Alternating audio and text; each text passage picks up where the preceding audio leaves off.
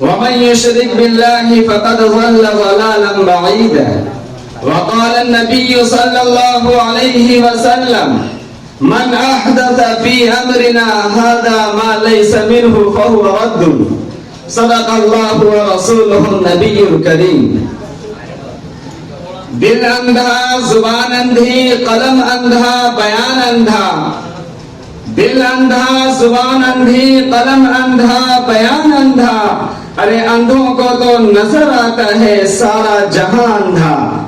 لائق صدر احترام اور معزز سامعین کرام، آج کی اس محفل میں میرا موضوع سخن وہ بدعت و خرافات ہیں جن میں دور حاضر کے مسلمان مبتلا ہیں. میں حیران و پریشان ہوں کہ میں کس بدعت و خرافات کا تذکرہ کروں، سماج میں پھیلی ہوئی بدعت و خرافات کا تذکرہ کروں یا اعمال شرکیہ پر روشنی ڈالوں. سمجھ میں کچھ نہیں آتا کہ چھیڑوں داستاں کیسے. ایک طرف نبی پاک صلی اللہ علیہ وسلم کو عالم الغیب اور مختار کل تصور کیا جاتا ہے، تو دوسری طرف ہم سب کی ماں حضرت عائشہ صدیقہ رضی اللہ عنہا کی شان میں گستاخی کی جا رہی ہے، تو کہیں غیر اللہ کو حاجت روا اور مشکل کشا تصور کیا جاتا ہے، تو کہیں بدعتوں کو فروغ دے کر مسلمانوں کے عقائد پر ناپاک حملہ ہو رہا ہے.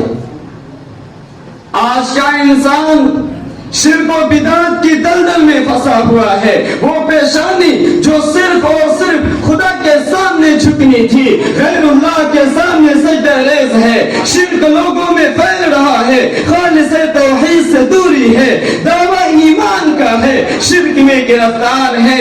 مشکل کے وقت پیروں اور پیغمبروں کو، اماموں اور رسولوں کو پکارا جاتا ہے، اولاد کا سوال ہوتا ہے، نذرانہ پیش کیا جاتا ہے. بلا اور مصیبت کو ٹالنے کے لیے اپنے بیٹوں کو ان کی طرف منسوب کیا جاتا ہے. کوئی عبد النبی نام رکھتا ہے، کوئی علی بخش نام رکھتا ہے، کوئی حسین بخش نام رکھتا ہے، کوئی مدار بخش نام رکھتا ہے، کوئی پیر بخش نام رکھتا ہے. کہا جاتا ہے ان کا پکارنا اللہ کا پکارنا ہے، ان کے پکارنے سے خدا کا قرب حاصل ہوتا ہے. کہا جاتا ہے ان سے مدد مانگنا اللہ سے مدد مانگنا ہے، وہ اللہ کے دربار میں ہمارا سفارش اور وکیل ہے.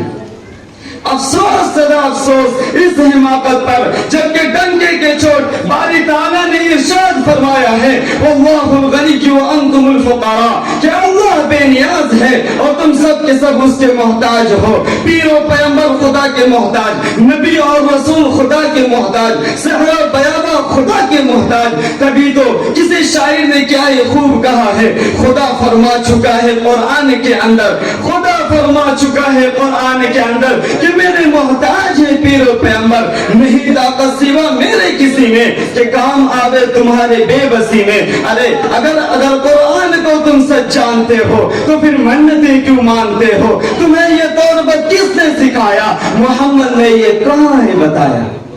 رسول خدا صلی اللہ علیہ وسلم کے بارے میں یہ تصور کیا جاتا ہے کہ آپ ہر جگہ حاضر اور ناظر ہیں، ہمہ وقت ہر چیز کی آپ کو خبر ہے. کیا عقیدہ ہے جو قرآن و حدیث کے بالکل مخالف ہے؟ یاد رکھو، ہر جگہ حاضر و ناظر رہنا، ہمہ وقت ہر چیز کی خبر رکھنا، دور ہو یا قریب، اندھیرے میں ہو یا اجالے میں، پہاڑوں کی چوٹی پر ہو یا سمندروں کی تہ میں، دوستو یہ سب اللہ کی شان ہے. آپ صلی اللہ علیہ وسلم نے فرمایا لا تجعلوا قبری عیدا، کہ میری قبر کو جشن مت مناؤ، میں تم کو اس سے روکتا ہوں. اللہ کے رسول نے تو قبروں کو عید اور جشن منانے سے منع فرمایا ہے، مگر آج ہمارا حال یہ ہے کہ ہم شریعت کی مخالفت کرتے ہیں، مزاروں پر اس طرح جمع ہوتے ہیں جیسا کہ عید کے لیے جمع ہوتے ہیں، بے حیائی کا سما ہوتا ہے، شرم و حیا ان پر روتی ہے. اولیاء اور شہیدوں کے قبروں کے ساتھ عجیب معاملہ ہوتا ہے. ملت اسلامیہ کے دھڑکتے دلوں ایک نہیں سینکڑوں ہزاروں بدعت و خرافات میں ہم مبتلا ہیں.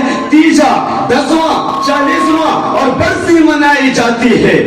میت کو دفن کرنے کے بعد قبر پر اذان دی جاتی ہے. جب مؤذن یا مکبر مسافر اشہد ان محمد رسول اللہ کہتا ہے تو انگوٹھوں کو چوم کر آنکھوں پر رکھا جاتا ہے. نماز فجر، عصر، جمعہ اور عیدین کے بعد مصافحہ کیا جاتا ہے. مسلمانوں، میں تم سے پوچھنا چاہتا ہوں، کیا صحابہ کرام نے آپ صلی اللہ علیہ وسلم کو عالم الغیب جانا؟ کیا صحابہ کرام نے آپ صلی اللہ علیہ وسلم کو مختار کن مانا؟ کیا صحابہ کرام نے آپ صلی اللہ علیہ وسلم کو بلا اور مصیبت ٹالنے والا تصور کیا؟ کیا صحابہ کرام نے قبروں کو سجایا اور ان پر چڑھانا کیا؟ نہیں، ہرگز نہیں. جب دور صحابہ میں ان چیزوں کا وجود نہیں ملتا، تابعین تبع تابعین کا زمانہ ان سے خالی ہے، تو پھر کیا وجہ ہے کہ ہم ان اعمال شرکیہ اور بدعت و خرافات میں مبتلا ہیں؟ مسلمانوں، سمجھو اور ہوشیار ہو جاؤ، غفلت کا پردہ چاک کرو. آج پوری دنیا کے اندر مسلمان ذلیل و خوار ہے. اس کی وجہ یہی ہے کہ ہم نے قرآنی تعلیمات کو بھلا دیا ہے. نیک اعمال ہمارے پاس موجود نہیں، مختلف قسم کی بدعت و خرافات میں ہم مبتلا ہیں. اگر ہم چاہتے ہیں کہ ہمارا کھویا ہوا وقار ہمیں پھر سے واپس ملے تو ان تمام بدعت و خرافات کو ختم کر کے خالص توحید پر گامزن ہونا ہوگا، جس توحید کے خاطر اللہ کے رسول صلی اللہ علیہ وسلم نے تکلیفیں اٹھائی، مشقتیں جھیلی، ظلم و ستم کو برداشت کیا. اسی توحید کے خاطر آپ کے راستے میں کانٹے بچھائے گئے، اسی توحید کے خاطر آپ کو ستایا گیا، اسی توحید کے خاطر صحابہ کرام کا ناحق خون کیا گیا، صحابہ کرام کو ستایا گیا، صحابہ کرام کی بیویوں کو بیوہ اور بچوں کو یتیم کر دیا گیا. الغرض وہ سب کچھ ہوا جسے تاریخ کبھی فراموش نہیں کر سکتی ہے. ملت اسلامیہ کے دھڑکتے دلوں، اگر ہم چاہتے ہیں کہ دنیا کے ساتھ ساتھ ہماری آخرت بھی سنور جائے، اللہ کا رسول ہم سے راضی ہو جائے، تو پیغمبر کے طریقوں پر چلنا ہوگا. اس لیے کہ پیغمبر کے خلاف جو راستہ ہے وہ ضلالت اور گمراہی کا راستہ ہے، وہ جنت کا نہیں بلکہ جہنم کا راستہ ہے. کسی شاعر نے کیا ہی خوب کہا ہے، خلاف پیغمبر کسے رہگزیر، خلاف پیغمبر کسے راگزیر کہ ہرگز وہ منزل نخواہد رسید. کہ جس نے پیغمبر کے خلاف راستہ اختیار کیا وہ ہرگز منزل مقصود تک نہیں پہنچ سکتا.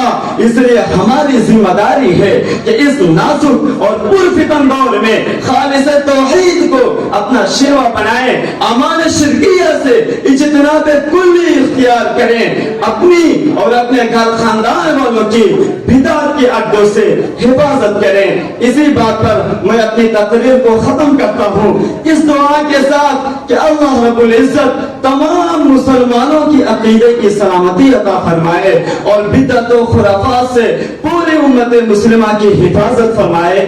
آمین. وآخر دعوانا ان الحمد للہ رب العالمین.